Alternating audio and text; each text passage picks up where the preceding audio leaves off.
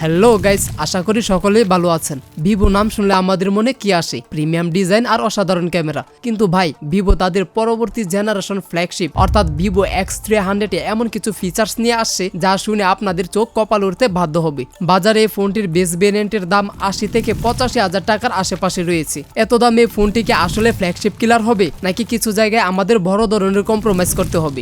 আজকের ভিডিওতে আমরা দেখব ভিভো X300 এর সব থেকে ভালো দিকগুলো কি আর কোন কোন জায়গায় ভিভো আমাদের সাথে ম্যাজিক করেনি। কথা দেব, পুরো ভিডিওটা যদি দেখেন তবে আপনার এই ফোনটি কেনার সিদ্ধান্ত নিয়ে আর কোনো কনফিউশন থাকবে না। স্টার রূপকথা ইউটিউব চ্যানেল থেকে আমি আকাশ আছি আপনাদের সাথে। তো চলুন শুরু করা যাক। একটি ফ্ল্যাগশিপ ফোনকে দূর থেকে দেখে যেন একটি অভিজাত্যের ছাপ থাকে, তাই না? ভিভো X300 সেই কাজটি খুবই ভালোভাবে করেছে। ফোনটির সামনে মাইক্রো ক্রিস্টালিন গ্লাস এবং পিছনে ফাইবার গ্লাস ব্যবহার করেছে, আর মাঝখানে অ্যালুমিনিয়াম অ্যালয় ফ্রেম, তাই হাতে ধরলে একটা প্রিমিয়াম ফিল পাবেন যা এর দামকে জাস্টিফাই করে। মাত্র 8 মিলিমিটার থিকনেস এবং প্রায় 193 গ্রাম ওজনের কারণে এটি কিন্তু বেশ স্লিম এবং হালকা মনে হবে। কিন্তু ভাই, আসল চমকটা কিন্তু অন্য জায়গায়। এই ফোনে থাকছে IP68 ও IP69 এর রেটিং। চিন্তা করুন, ধুলাবালি বা পানিতে পড়লেও ফোনটা সম্পূর্ণ সুরক্ষিত থাকবে। আমি মনে করি এই লেভেলের প্রোটেকশন পাওয়াটা ইউজারদের জন্য একটা বিশাল প্লাস পয়েন্ট। নতুন ডিজাইনের কার্ভ ডিসপ্লে এবং পেছনে একটি ইন্ডিপেন্ডেন্ট ক্যামেরা মডিউল যা আপনাকে ভিড়ের মধ্যে আলাদা করে তুলবে। তবে একটা কথা, যারা একদম ফ্ল্যাট ডিজাইনে অভ্যস্ত তাদের কাছে এই কার্ভ ডিজাইনটা প্রথমে একটু নতুন নতুন মনে হতে পারে। ডিজাইন নিয়ে তো কথা হলো, এবার তাকানো যাক ফোনটার ডিসপ্লের দিকে। এখানে আমরা পাচ্ছি 6.31 ইঞ্চির একটি LTPO অ্যামুলেট প্যানেল, যার রেজুলেশন হচ্ছে 1216x2640 পিক্সেল বা ফুল HD প্লাস এবং 460 ppi এর পিক্সেল ডেন্সিটি। আবার রয়েছে 120 হার্জের রিফ্রেশ রেট। আমাদের টেস্টিং এ স্ক্রলিং বা গেমিং সবকিছু একদম মাখনের মতো স্মুথলি ভাবে কাজ করতে দেখেছি। তাছাড়া LTPO প্রযুক্তির কারণে ফোনটি প্রয়োজন অনুযায়ী রিফ্রেশ রেট পরিবর্তন করতে পারে, যাতে করে ব্যাটারি বাঁচবে। আবার যেখানে স্মুথনেস দরকার সেখানে আপনি 120 হার্জের সুবিধা পাবেন। কিন্তু ভাই, যা নিয়ে বেশি আলোচনা হচ্ছে তা হলো এর 4500 নিটস পিক ব্রাইটনেস। এটি কিন্তু বাজারে সেরা ব্রাইটনেস গুলোর মধ্যে অন্যতম। প্রখর সূর্যালোকেও আপনি ক্রিস্টাল ক্লিয়ার কন্টেন্ট দেখতে পারবেন। আবার মাল্টিমিডিয়া কনজাম্পশন, বিশেষ করে HD এর কন্টেন্ট দেখার এক্সপেরিয়েন্স হবে নেক্সট লেভেলের। তাই বলতে পারেন ডিসপ্লে সেকশনও ভিভো কোনো কমতি রাখেনি।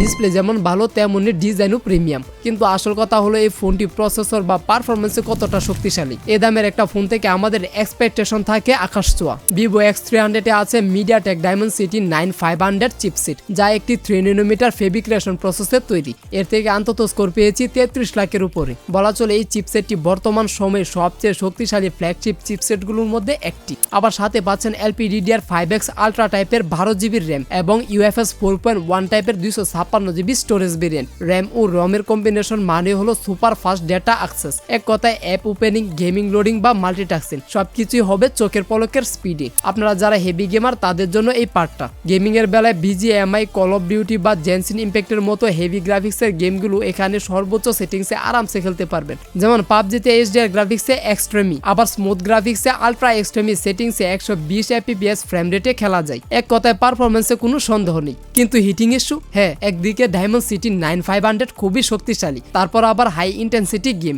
সব মিলিয়ে সামান্য ওয়ার্মের দিকে নিয়ে যায় ফোনটি।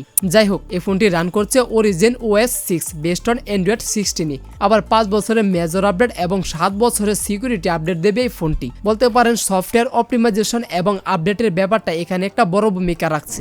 ভিভো মানে ক্যামেরার জাদু এবং ভিভো X300 এই জায়গাটায় আগুন ধরিয়ে দিয়েছে। আছে ISO সেল SPBর একটি বিশাল 200 মেগাপিক্সেলের জাইসের অপটিম্যাক্সের সেন্সর। দ্বিতীয়টি সোনির IMX LYT602 এর 50 মেগাপিক্সেলের পেরিস্কোপ টেলিফোটো লেন্স। আর তৃতীয়টি স্যামসাং এর JN1 এর 50 মেগাপিক্সেলের আলট্রা ওয়াইড লেন্স এবং সামনে আছে 50 মেগাপিক্সেলের wide angle selfie shooter. Main ক্যামেরার ছবিতে এত পরিমাণ ডিটেল পাবেন যে যা আপনি কখনো কল্পনাই করেননি। জাইসের কালার সায়েন্সের কারণে ছবিগুলো দেখতে খুবই প্রাণবন্ত এবং ন্যাচারাল লাগে। আর পেরিস্কোপ টেলিফোটো লেন্সের কারণে জুম ক্যাপাবিলিটি হবে অসাধারণ। দূর থেকে আপনি চমৎকার ডিটেলস সহ ছবি ক্যাপচার করতে পারবেন, যা প্রিমিয়াম ইউজারদের জন্য মাস্ট হ্যাভ ফিচার। আবার ফোনটি সাপোর্ট করে 4K তে 120 fps এ ভিডিও রেকর্ডিং। প্রফেশনাল লেভেলে স্লো মোশন ভিডিও বা হাই রেজুলেশনের ভিডিও বানাতে চাইলে এর থেকে ভালো অপশন বর্তমান বাজারে পাওয়া খুবই কঠিন। এক কথায় ক্যামেরা সেকশনটি এই ফোনের সবচেয়ে বড় সেলিং পয়েন্ট। ফটোগ্রাফি বা ভিডিওগ্রাফি নিয়ে যাদের নেশা তাদের জন্য এই ফোনটি স্বপ্ন পূরণের মতো। এত শক্তিশালী প্রসেসর, এত ব্রাইট ডিসপ্লে, এগুলো চালানোর জন্য Vivo X300 এ একটি বড় 6040 মিলিঅ্যাম্পিয়ারের ব্যাটারি দিয়েছি। নরমালি এত বড় ব্যাটারি আমরা ফ্ল্যাগশিপ ডিভাইসগুলোতে দেখি না, তাই বলতে হয় এটি একটি আমাদের জন্য বিশাল সুবিধা। বড় ব্যাটারির ফলে হেভি ইউজাররা একদিনের ব্যাকআপের আশা রাখতে পারেন এই ফোনটি থেকে। আবার পাচ্ছেন 90 ওয়াটের ফাস্ট চার্জিং, এর পাশাপাশি থাকছে 40 ওয়াটের ওয়্যারলেস চার্জিং এবং রিভার্স চার্জিং এরও সুবিধা, অর্থাৎ 30 থেকে 40 মিনিটের মতো সময় লাগবে ফোনটি ফুল চার্জ হতে। আমার মনে হয় এখানে 90 ওয়াটের চার্জিং এর পরিবর্তে 120 ওয়াটের চার্জিং দেওয়াটা উচিত ছিল। এরপরও পাওয়ার ইউজারদের জন্য এর ব্যাটারি এবং চার্জিং কম্বিনেশনটা সবসময় আইডিয়ালের পর্যায়ে থাকবে।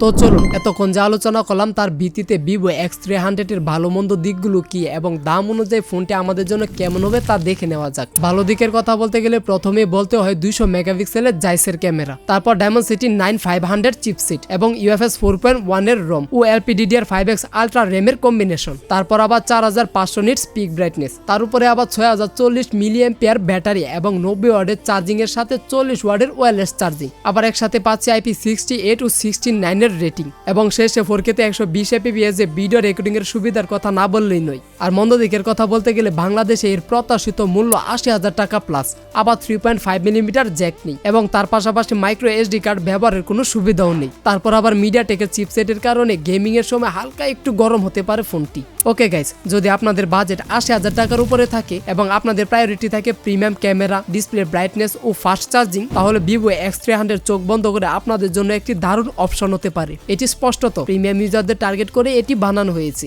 ওভারঅল এটি একটি পাওয়ার প্যাক ডিভাইস যা তার ক্যামেরার জাদুতে, ডিসপ্লের উজ্জ্বলতায় এবং ব্যাটারির শক্তিতে বাজারে সেরা কিছু নিয়ে আসছে। আর যদি আপনি হয়ে থাকেন একজন হেভি গেমার, তাহলে তো কথাই নেই। তো বন্ধুরা, এই ছিল Vivo X300 নিয়ে আমাদের বিস্তারিত আলোচনা। আপনাদের কাছে এই ফোনটির কোন ফিচারটি সবচেয়ে বেশি ভালো লেগেছে আর কোন ফিচারটি সবচেয়ে বেশি খারাপ লেগেছে তা অবশ্যই কমেন্ট বক্সে জানাতে ভুলবেন না। ভিডিওটি ভালো লাগলে একটি লাইক দিন এবং বন্ধুদের সাথে শেয়ার করুন। আর এ ধরনের আরো ইনডেপথ রিভিউ দেখতে চাইলে আমার চ্যানেলটি সাবস্ক্রাইব করে পাশে থাকা বেল আইকনটি বাজিয়ে দিন। দেখা হবে পরের কোনো ভিডিওতে নতুন কোনো স্মার্টফোন নিয়ে। আর ভিডিওটি শেষ পর্যন্ত আমার সাথে থাকার জন্য আপনাকে জানাই অসংখ্য ধন্যবাদ।